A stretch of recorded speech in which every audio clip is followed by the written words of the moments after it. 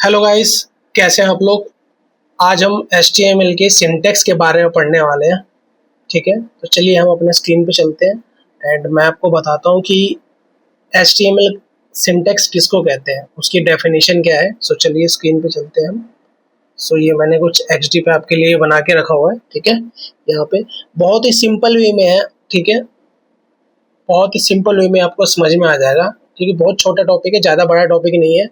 But मैंने आपके लिए कि ऐसे कोई बिगिनर या कोई बिगिनर भी होगा जिसको नहीं समझ में आएगा वो भी इसको समझ जाएगा। ठीक है, क्योंकि मैंने इसको बहुत डेप्थ में आपके लिए बनाया है ये चीज़ें कि आपको वन क्लिक पे समझ में आएगा ये चीज़ें। यूट्यूब पे आप चेक करेंगे तो कोई भी इतना डेप्थ नहीं बता रहा है, ये मैंने R&D करके ही मैं देन बना रहा हूँ। तो चलिए मैं आपको बताता हूँ कि HTML सिंटेक्स क्या होता है। ठीक है, तो सबसे पहले HTML सिंटेक्स समझिए कि HTML सिंटेक्स है क्या। ठीक है, जैसे कि मैंने यहाँ नीचे मेंशन किया हुआ है, ये HTML सिंटेक्स का मतलब होता है कोड लिखने का सही तरीका। ठीक है, एंड उसका रूल्स। ठीक है, रूल्स आप समझ जाएंगे कि HTML जो है सिंटेक्स जो है वो सिंटेक्स आपको क्या बताता है कि आप जो अपना HTML लिखेंगे उसको आपको किस तरीके से लिखना है, उसका जो फॉर्मेट है वो एक बना हुआ है उसका फॉर्मेट। ठीक है, हर हर एक टैग का। अब देखिए ये ना एक टैग से डिनोट होता है ये। ठीक है, मतलब मैं समझाने के लिए आपको बता रहा हूँ, जैसे कि मैंने नीचे यहाँ पे ये मेंशन कर रखा है, देखिए ये राइट। ठीक है, पी टैग। ठीक है, पहले मैंने एक टैग स्टार्ट किया पी टैग। ठीक है, फिर पी टैग को मैंने यहाँ पे लास्ट में जाके क्लोज कर दिया एंड इन दोनों के बीच में दिस इज ए पैराग्राफ। ठीक है, तो ये तरीका जो है ये एकदम परफेक्ट है तरीका ये। ठीक है, ये तरीका आपका एकदम परफेक्ट तरीका है ये जो सिंटेक्स है ये आपका सिंटेक्स परफेक्ट बन रहा है, यानी कि ये आपका जो HTML का जो सिंटेक्स है एग्जैक्ट ऐसे बनता है आपका सिंटेक्स। ठीक है, तो अब इसमें बहुत तरीके के टैग्स होते हैं, वो इस तरीके से बनते हैं। अगर वो प्रॉपर बन रहा है तो ये आपका प्रॉपर एक सिंटेक्स बन गया, यानी कि ये HTML का एक रूल है। ये सिंटेक्स का एक रूल है कि आपको इसी तरीके से बनाना है इस पैराग्राफ को। अगर आपको पैराग्राफ बनाना है तो ऐसे ही बनाना है, आप ऐसे नहीं बना सकते। जो सेकंड वाला जो मैंने यहाँ पे को आपको दिखा रखा है ना, ये P tag this is a paragraph. ठीक है, अब मैंने यहाँ पे पी टैग स्टार्ट किया एंड उसके अंदर पैराग्राफ लिख दिया, बट मैंने पी टैग को क्लोज ही नहीं किया। तो ये क्या है, ये तरीका गलत है।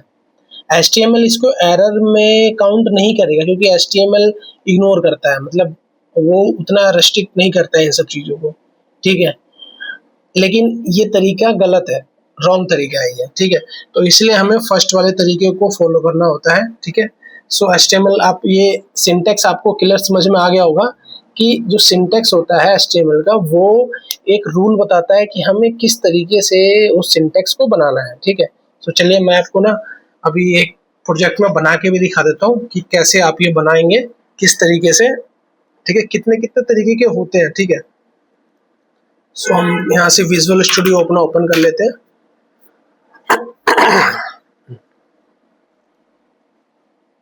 सो ये हमने यहीं पे ही फिनिश किया था अपना ये प्रोजेक्ट एलिमेंट एंड अब मैं यहाँ पे एक फाइल यहाँ पे मैं और क्रिएट कर रहा हूँ, syntax.html। ठीक है, एंड मैं इसको कॉपी करके मैं यहाँ डाल रहा हूँ इसको। ठीक है, एंड यहाँ तक आपको समझ में आ रहा होगा सब चीज़ें। अब यहाँ से इसको मुझे रन करना है तो मुझे बॉटम से राइट पे जाना है और गो टू लाइव सर्वर पे क्लिक करना है। गो टू लाइव होगा एंड उसके ऊपर पॉपअप पे आ रहा है click to run live server. On करेंगे, देखिए यहाँ पर आ गया ये syntax.html, हमारी फाइल रन हो गई है। ठीक है, सो अब हम क्या करते हैं, यहाँ पे एक पैराग्राफ बना लेते हैं। मैंने पी बनाया। ठीक है, और मैं लिखता हूँ वेलकम रमन।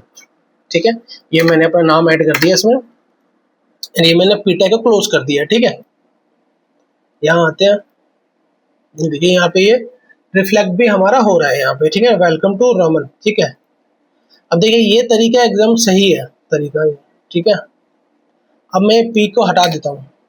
ठीक है, देखिए HTML कोई एरर नहीं बता रहा है इसका।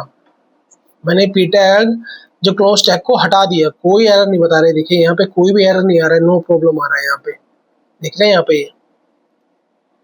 तो इसलिए जब सिंटैक्स जब बनता है ना, तो सिंटैक्स जो है वो हमारे रूल को डिफाइन करता है कि हमें हेडर कैसे बनाना है, फुटर कैसे बनाना है। ये एक रूल है बनाने का। यानी कि ये स्ट्रक्चर, जैसे अब ये बॉडी बना है, बॉडी को आप क्लोज नहीं करेंगे ना, ये देखिए ये जो HTML का जो स्ट्रक्चर है इसमें बॉडी पार्ट है, बॉडी को आप क्लोज नहीं करेंगे तो ये तरीका गलत है, ऐसे नहीं बनता है। अब मैं आता हूँ एक और आपको एक और एग्जांपल देता हूँ, हेडर। ठीक है, हेडर को ये मैंने क्लोज किया, देखिए 2 बन गया। एक और मैं यहाँ पे बना देता हूँ फुटर। आप सोच रहे होंगे ये हेडर फुटर है क्या। ठीक है, हेडर जो होता है हमारा टॉप पार्ट के लिए होता है, वेबसाइट का जो सबसे टॉप पार्ट जो होता है, ठीक है, वो हेडर होता है। और वेबसाइट का सबसे नीचे पार्ट जो होता है, सबसे बॉटम में जो पार्ट जो आता है, वो हमारा फुटर होता है। ठीक है, अब यहाँ आप देख रहे होंगे हेडर। ठीक है, अब अगर मैं ये सिंटेक्स हटा देता हूँ, क्लोज टैग, तो ये सिंटेक्स आपका प्रॉपर अभी नहीं बना है, ये सिंटेक्स आपका वर्किंग नहीं है। ठीक है, इस सिंटेक्स में एरर है, यहाँ पे एरर कोई शो, HTML एरर कोई शो नहीं करता है, लेकिन ये तरीका गलत है। जो टैग आपका स्टार्ट होगा वो क्लोज होगा, आपको पता है HTML में। ठीक है, तो सिंटेक्स है क्या है, वो एक रूल चेक करता है। अगर आपका रूल सही नहीं है तो वो तरीका गलत है। ठीक है, वो तरीका आपका गलत होता है। यहाँ तक आपको क्लियरली समझ में आ गया होगा। ये बहुत ही छोटा सा टॉपिक था, वो बहुत ईजी वे में आपको समझ में आ गया होगा।